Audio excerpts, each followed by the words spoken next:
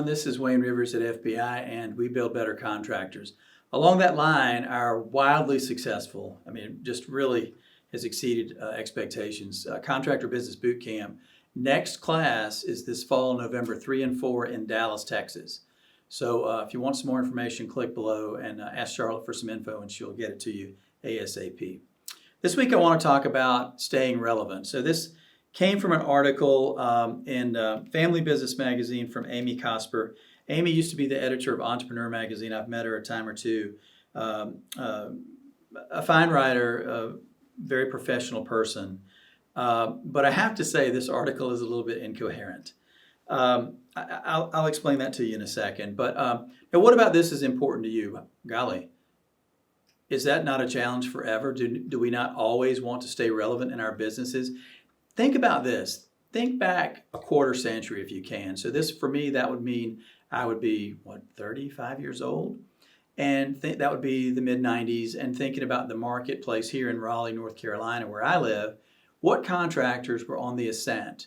Which ones were really the top of the food chain at that point in time? Do this for your own market. And see how many of those formerly prosperous contractors are still on top of the game. And I can just tell you, if you look at this market 25 years ago, there's been a complete inversion. Some of the folks are no longer around. Some of them are a shell of their former selves. There are a few that have continued to thrive and prosper, and we'll get to some of the secrets for how they've done that. But in Amy's article, she talks about, she starts off in a very provocative way. I'm not entirely sure when it happened, but motorcycle maker Harley Davidson stopped being relevant a while ago. 118-year-old company, but its enthusiast audience is dwindling. Golly. The company hasn't had much success attracting younger, more diverse audiences. The target market for Harley Davidson is going to croak out all at once. Wow. At which point it will join Blockbuster and Circuit City in the boneyard of companies that are no longer relevant. Gosh, if you're a Harley Davidson person, that's scary. So she talks about what you have to do to stay relevant. She first of all says Harley's not relevant anymore and is not going to be relevant. But then she says, what 3 things do you have to do to stay relevant? And I do agree with this part. She said the first thing is you have to constantly innovate. And I agree with that. You think about the changes in technology, the changes in demographics and psychographics as my group, the baby boomers, are aging out of the workforce. And my children's group, the millennials and the Gen Zs, are overwhelming the workforce now. So constant innovation is a key. The second thing is know your market and your audience so that you're not reacting to trends, you're helping drive trends. I love that. I think that's terrific.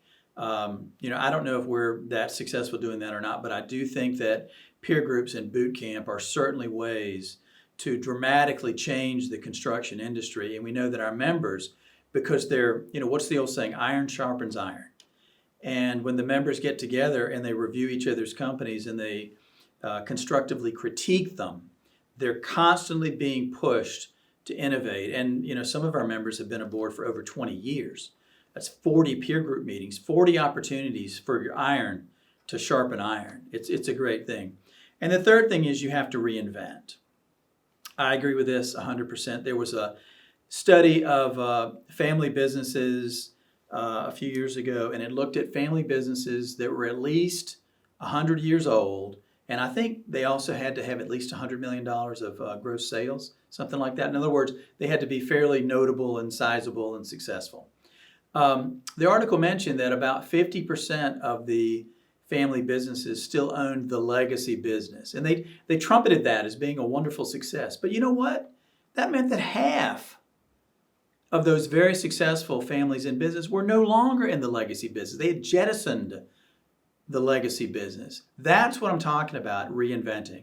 If you're going to stay relevant, you've got to reinvent yourself and your company at every new growth plateau. For me, that means about every 5 years, you have to really think about blowing up your company and starting over with a new template. I know I mentioned in a blog ages ago that I have a friend that does that at his engineering company. He's unbelievably successful.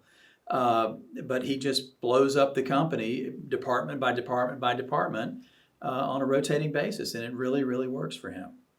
So now, here's where the article becomes incoherent in the second half. She went out to this guru, frankly, I don't know much about Seth Godin, I'm not sure, but popular guy on the web and YouTube and TED Talks and all that kind of stuff. And they find another business that has been successful over the generations, like Harley Davidson. And they talk about, she asked him the question, how has this company remained relevant for 11 generations? And he said, the secret is the story. And the company has to have an emotional connection to its customers. Really? Harley Davidson doesn't have an unbelievable story? Are you kidding me? Harley Davidson, of all brands, doesn't have an emotional... Are you kidding me? Harley Davidson people are fanatics about the brand. So this expert advice down at the bottom of the article is utterly incoherent and inconsistent with the top half. So if you're going to read this article from the January-February Family Business Magazine, read the first half and stop. You really do have to constantly innovate. You have to know your market and your audience, so you're a driver of trends, not reacting to them. And you have to reinvent your company and yourself as a leader periodically. So I'd like to hear what you have to say about other articles perhaps that you've read in the business press. And what are you doing to innovate, know your market, and reinvent? And share with us in the comments below. This is Wayne Rivers at FBI, and we build better contractors.